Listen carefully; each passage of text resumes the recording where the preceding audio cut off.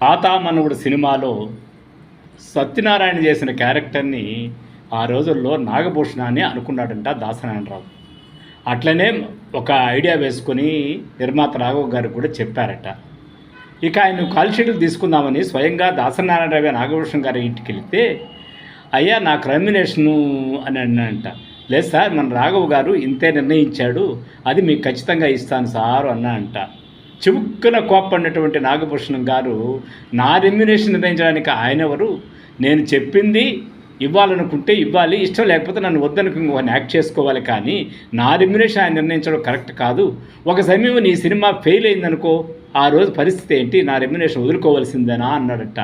అంతే ఆత్మాభిమానం గల దాసరి గారు ఫెయిల్ అనే మాటనే తట్టుకోలేకుండా, సార్ దయచేసి మీరు ఫెయిల్ అనే మాట అనద్దండి సార్, సినిమాలో మీరు యాక్ట్ చేసినా చేయకపోయినా పర్వాలేదని వెళ్ళిపోయాడట. ఆ తర్వాత 150 సినిమాలు